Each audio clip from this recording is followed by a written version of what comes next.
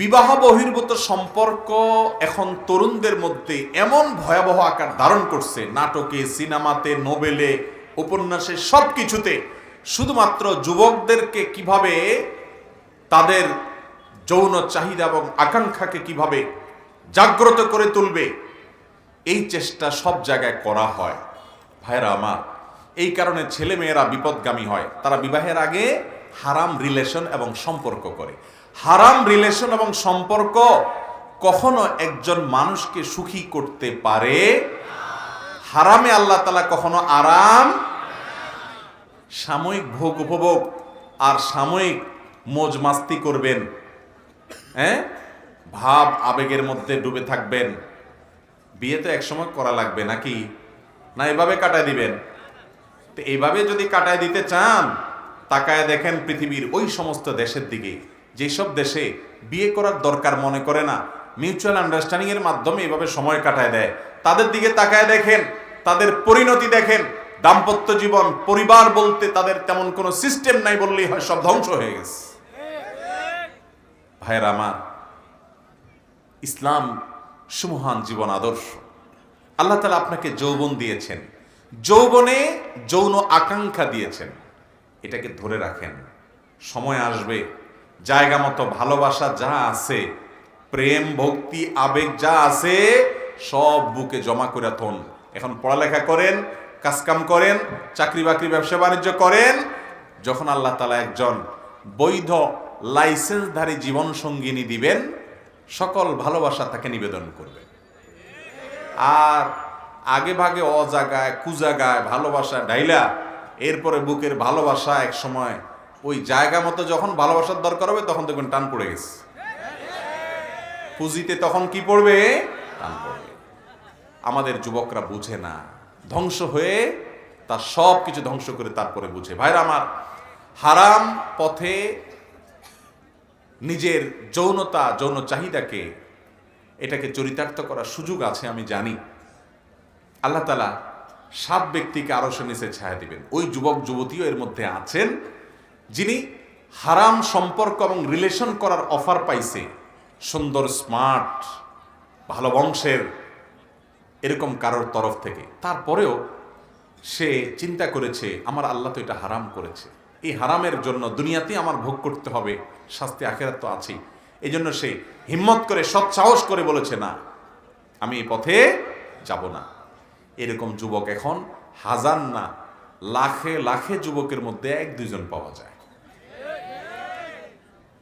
চরিত্র পরিপূর্ণ ফ্রেশ আছে, কোনো কালিমা লাগে নাই, বা এক সময় লাগছে আল্লাহর ভয়ে তওবা করে ফিরে আসছে, আর লাগতে দেয় নাই, অপেক্ষা করছে বৈধ ভালোবাসার জন্য। এইরকম তরুণ, এরকম তরুণী, এরকম যুবক, এরকম যুবতী এখন সোনার হরিণ হয়ে গেছে। ঠিক না ভাই? ঠিক। এখন কোনো অভিভাবক তার ছেলে বা মেয়ে যদি এরকম বিপথে চলে যায়, তিনি কি করবেন? প্রথম কথা হলো, তাকে কাউন্সিলিং করতে হবে, তাকে বোঝাতে হবে এটি শুদ্ধ কোনো পথ নয়, এটি সঠিক কোনো পথ না। তোমাকে অপেক্ষা করতে হবে সঠিক পথের জন্য। যৌবনের ভ্রম বলতে একটা জিনিস আছে, এই বয়সটাই এরকম খারাপ। খারাপ বলতে এই অর্থে খারাপ যে এই বয়সের যে পাগলামি, এই পাগলামি নেশা এত মারাত্মক হয়, মনে হয় যে চোখের সামনে এইটা পড়ছে, এইটারে না পাইলে মনে হয় আমার জীবন পুরোটাই তেনা তেনা হয়ে যাবে, আমার জীবন মনে হয় পুরোটাই মিশা হয়ে যাবে, এরকম মনে হয় না? আজকে ঠাকুরগাঁয়ে দিনের বেলা মাহফিল ছিল, এক যুবক স্টেজে উঠে এসে খুব আবেগ আপ্লুত হয়ে, বাচ্চা ছেলে, বয়স 19-20 বা 21 এরকম হবে বা আরো কম, সেই ইয়াং ছেলে বলছে যে, হুজুর, একটা মেয়ের সাথে হারাম সম্পর্ক ছিল, আমার বাবা মার চাপে, আল্লাহর ভয়ে সব মিলে ছেড়ে দিছি, এখন আমার মনে হয় আমি আর বাঁচবো না, ওর জন্য এত খারাপ লাগে আমার কাছে। বেচারার বাস্তব অবস্থাটা সে বলেছে। আমি তাকে বোঝানোর চেষ্টা করেছি অল্প সময়ে যে আল্লাহর জন্য যদি কাউকে ত্যাগ করা যায়, ত্যাগ করলে কষ্ট হবে, এটা ঠিক, কিন্তু মুসলমান বিশ্বাস রাখতে হবে আল্লাহ তাআলা এই ত্যাগের বিনিময়ে বহুগুণ বেশি ভোগের তৌফিক দিবেন। এই পৃথিবীতে যে যা অর্জন করে সব ত্যাগ করেই হয়, ভোগ করে অর্জন করতে কেউ পারে না, ত্যাগ করতে হয়। এই জন্য হিম্মত করতে হবে। কোন অভিভাবকের ছেলে মেয়ে এই পথে চলে গেলে তাদেরকে বোঝাতে হবে, ওলামাদের কাছে আনতে হবে, কাউন্সেলিং করতে হবে, নসিহা করতে হবে, এটা সঠিক পথ না। আমি সব সময় সব জায়গায় বলার চেষ্টা করি, আমাদের বাপ চাচারা যারা ছিলেন, এই মাহফিলেও যারা বৃদ্ধ বয়সের আছেন, 60-65 বছর, 55-50 বছরের যারা আছেন, খবর নিয়ে দেখেন তো ওনাদের মধ্যে কেউ বিয়ের আগে ইটিস পিটিস করে বিয়ে করছেন এরকম আছে? হাজারে 1-2জনে খুঁজে পাবেন না, ঠিক না? সময় হয়েছে, বাপ মা বিয়ে দিচ্ছেন, যারা বিয়ে করছেন কাহিনী খতম। যার সাথে বিয়ে হয়েছে ওই বেচারির সাথে জীবন কাটাতে কাটাতে এখন বুড়ি হয়ে গেছে, উনি বুড়া হয়ে গেছে, সম্পর্ক এখনো টিকে আছে, এমন টিকা টিকছে একদম সুপারগুলোর মতো ভালোবাসা আছে, ঠিক না ঠিক? আর আপনারা বিয়ের আগে ওই প্রেম প্রীতি ভালোবাসা 2 নাম্বারই এগুলো এত করেন যে ভালোবাসা আপনাদের এত উতরায়, মেসেজ আদান প্রদান করেন হোয়াটসঅ্যাপে, মেসেঞ্জারে, মোবাইলে, কলে, ভিডিও কলে, তারপরে চাইনিজে খাওয়ান, চটপটি খাওয়ান, বাদাম খাওয়ান, ফুচকা খাওয়ান, জামা কিনে দেন, কাপড় কিনে দেন, মোবাইলে ব্যালেন্স দেন, এত কিছু করেন, চিঠি আদান প্রদান করেন, এত তামাশা, আরে ভালোবাসা এত দেন, এত দেওয়া দেওয়ার পরেও দেখা যায় কয়দিন পরে ঠুস করে ভেঙে যায়। চায়না মালও আর একটু বেশি টাইম লাস্টিং করে। এই তথাকথিত অবৈধ প্রেম ভালোবাসা যতটা লাস্টিং করে এর চাইতে চায়না মালও আরো বেশি, চায়না মালের চাইতে এটার লাস্টিং কম। অতএব এই 2 নম্বর ভালোবাসা চান? ওই মুরব্বীদেরকে দেখেন, ওই চাচিরে ছাড়া এখনো চাচা কিচ্ছু বুঝে না, ঠিক না ঠিক? চাচারে ছাড়াও চাচি কিছু বুঝে না। ভালোবাসা আঠার মতো, কারণ এই ভালোবাসায় কোনো ভেজাল নাই, নোংরামি নাই, অসভ্যতা নাই, এটার নাম দিছে প্রেম। আমি বলি কিছু মানুষ আছে হয়তো আসলেই শয়তানের প্ররোচনা পরিচিত হয়ে সত্যি সত্যি একেবারে প্রেমে ভাবে, আবেগে ভাবালুতায় পড়ে গেছে, এরকম কিছু মানুষ আছে। আর বেশিরভাগই তথাকথিত বিবাহের আগে যে 2 নম্বরই এই প্রেম রিলেশন করে, এগুলো হলো মেয়েদের হলো ফুচকা চটপটি খাওয়ার, টাইম পাস করার ধান্দা, আর ছেলেদের হলো যত সব ছেলেদের হলো এই বদমাইশি করা আর ফুসনষ্টি করার ধান্দা। অনেকে হয়তো খুব দিল থেকে, হ্যাঁ না আমার এসব ধান্দা টান্দা নাই, আমি আসলে এখলাসের সাথে ভালোবাসি, খালেস নিয়তে ভালোবাসি, এরকম কিছু লোক আছে, হয়তোবা না আছে। কিন্তু যত এখলাসের সাথে ভালোবাসেন, পদ্ধতি যদি ত্রুটি হয় এখলাসের সাথে কইরাও লাভ হবে। আপনি যদি আল্লাহকে খুশি করার জন্য খালেস নিয়তে বিসমিল্লাহ আল্লাহু আকবার বলে কুকুর জবাই করেন, কোরবানি হবে? গোশত খাওয়া যাবে? আপনার নিয়ত তো খাঁটি আছে, নিয়ত তো ফুচকা চটপটি না, ভেজাল নাই। তারপরেও যদি আপনি পদ্ধতি ত্রুটি করেন সেটাতে হালাল হবে? বিবাহ বহির্ভূত সম্পর্ক হারাম, পরিষ্কার হারাম। এই হারামে আল্লাহ তাআলা আরাম রাখেন। সারা দুনিয়ার দিকে তাকায় দেখেন। আচ্ছা, সারা দুনিয়া যাওয়ার দরকার নাই, আপনার দেশের দিকেই তাকান। সারাদিন যারা আপনাদেরকে নাটকের মধ্যে, সিনেমার মধ্যে প্রেম শিখায়, ভালোবাসা শিখায়, বাপ মা রাজি না, তারপরও কিভাবে তাদের অসন্তুষ্ট করে, তাদের সাথে বেয়াদবি করে, তাদের চোখের পানি ফেলে, তাদের মনে কষ্ট দিয়ে কিভাবে 2 নম্বর পথে যাওয়া লাগে, ইসলাম নিষেধ করে তারপরেও ধর্মীয় নিষেধকে উপেক্ষা করে কিভাবে 2 নম্বরই করা লাগে, সামাজিক বাধা উপেক্ষা করে কিভাবে 2 নম্বরই করা লাগে, নাটক, সিনেমা, নোবেল উপন্যাসে সারাদিন এগুলো শিখায় না? যে প্রেম করে তোমাকে জয় করতে হবে, জ্বলে যাবা, পুড়ে যাবা, বাঁচাতে পারবে না কেউ, তুমি 14 গোষ্ঠী সব ধ্বংস হয়ে যাও, তারপরও প্রেম করো, এগুলো না শিখায় সারাদিন? আচ্ছা, এই ভালোবাসার শিক্ষক যারা, এই প্রেমের শিক্ষক যারা, নায়ক নায়িকা, বিভিন্ন তথাকথিত শিল্পী, এক যুগে যারা মানুষকে বিনোদন টিনোদন দিত, এরা বিনোদন কর্মী ছিল, বড় রাজা বাদশাদের বিনোদন কর্মী ছিল। এখনকার যুগে এসে তারা হয়ে গেছে শিল্পী। যাক, আমি তাদের ছোট করি না, তাদের মধ্যে অনেক যোগ্যতা, দক্ষতা অনেকের মধ্যে অবশ্যই আছে, কিন্তু সেটাকে অজাগা ব্যয় করে, আল্লাহ নিষিদ্ধের পথে ব্যয় করে কোনো মুসলমান কখনো সুখে থাকতে পারে? তার প্রমাণ হলো এই যারা আপনাদেরকে সারাদিন ভালোবাসা শিখায়, প্রেম শিখায়, তাদের দেখা দেখি আপনারা এসব আকাম কুকাম করেন, ওই বিপথে যান। আপনাদের এই ওস্তাদ যারা, নায়ক নায়িকা যারা, এদের প্রেম ভালোবাসার বিয়ের অবস্থা দেখছেন কি পরিমাণ ভাঙে? যেইভাবে ঘটা করে হয়, সারা দুনিয়াতে আওয়াজ করে, বিরাট ডাকডোল পিটে, মিডিয়া টিডিয়া আওয়াজ করে, হ্যাঁ উনি একটা ঘটাইছে, বিয়ে করছে, ভালো কথা। 6 মাস 1 বছর অনেক সময় টিকে না, ঠিক না ঠিক? ঠুস ঠাস শুধু ভাঙে আর ভাঙে। ভালোবাসা শিখতে চান? ওই মুরব্বী চাচা চাচিরে দেখেন, 2 নম্বর পথে যায় নাই, ভালোবাসা আঠার মতো আছে আলহামদুলিল্লাহ। এবং গোটা দুনিয়াতে হারাম রিলেশন করে যাদের সমাজে এই দাম্পত্য জীবন বলেন, আপনার যৌন আকাঙ্ক্ষা বলেন, চরিতার্থ করা হয়, তাদের দাম্পত্য জীবন এবং পারিবারিক জীবনগুলোর অবস্থা যায় দেখেন কি অবস্থা। এক একজনের 5 জন চেঞ্জ করা হয়েছে, 10 জন চেঞ্জ করা হয়েছে। সকালে একটা বিএফজিএ, বিকালে আর একটা বিএফজিএ, আছে না নাই? যুবকরা, মুসলমানের সন্তান বিপদগামী হতে পারে না। সব যুবকদের আজকাল এই বদমাইশি আছে, সব অনেক মেয়েদের আছে, বেশিরভাগ যুবক ছেলে মেয়েদের আছে। কিন্তু আমি একজন মুসলমান হিসাবে, বিবেকবান হিসাবে আমি নিজেকে কন্ট্রোল করার চেষ্টা করবো ইনশাআল্লাহ।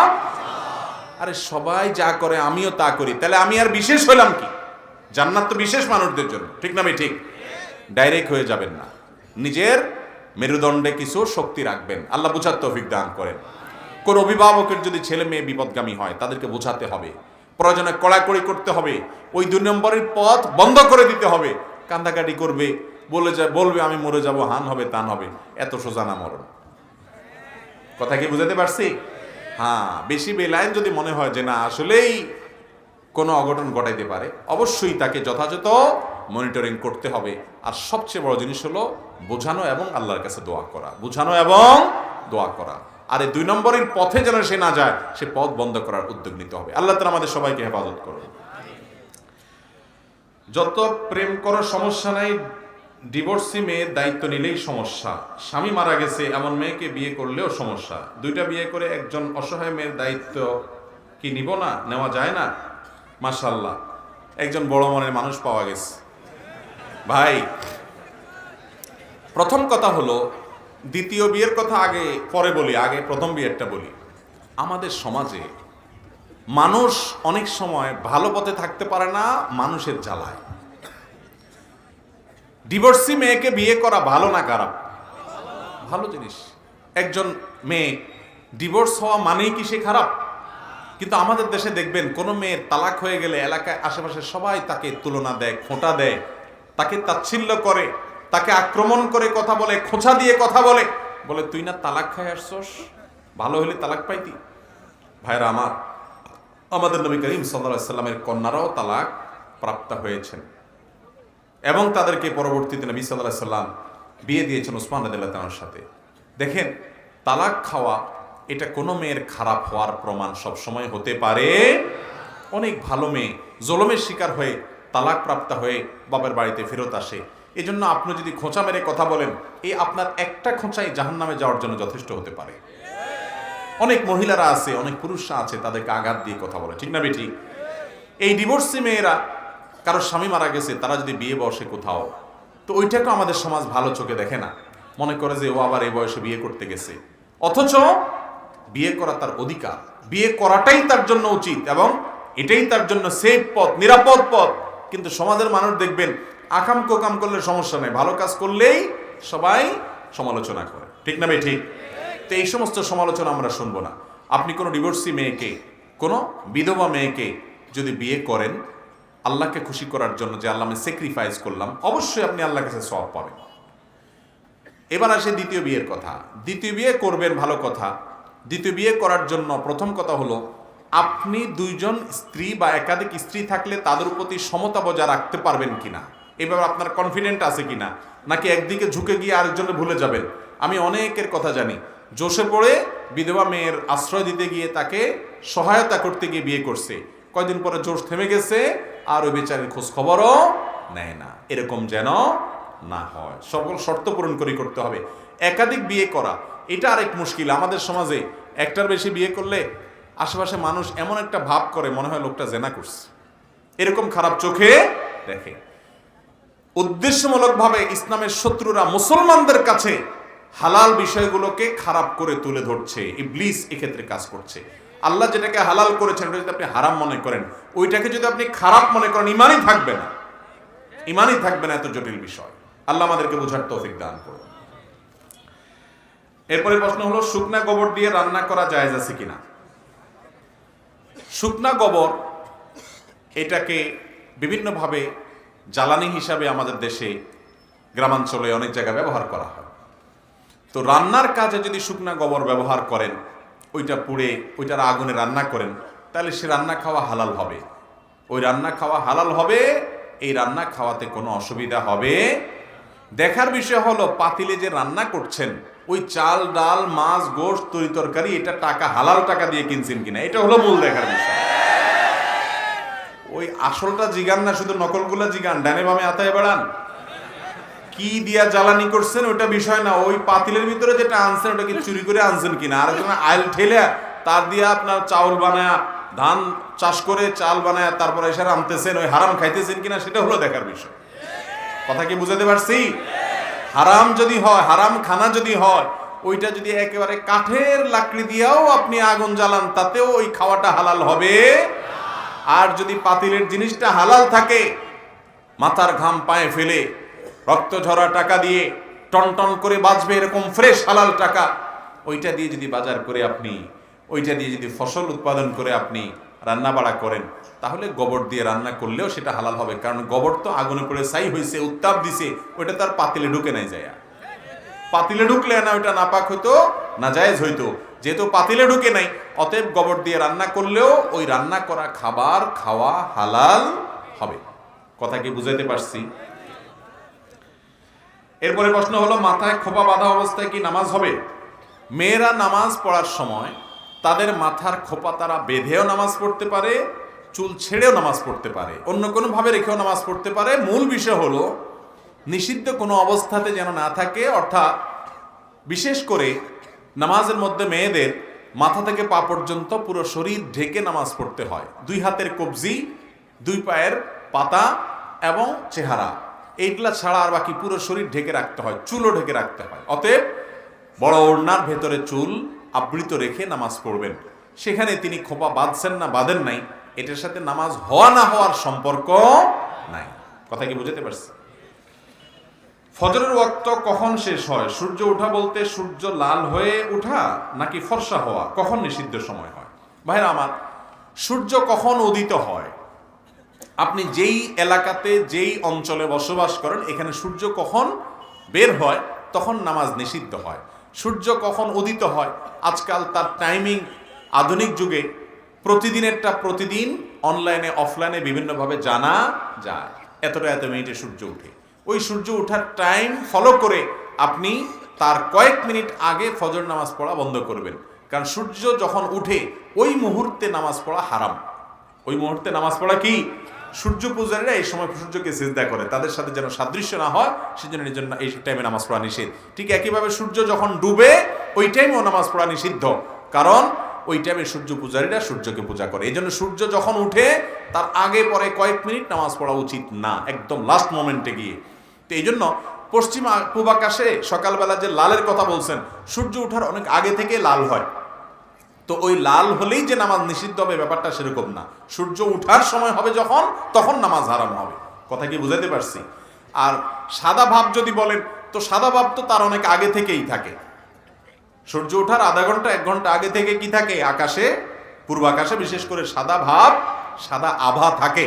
তো ওই আভা থাকলে তখন নামাজ নিষিদ্ধ হবে না, বরং তখনই তো ফজর পড়ার সময়। কথা কি বুঝাতে পারছি?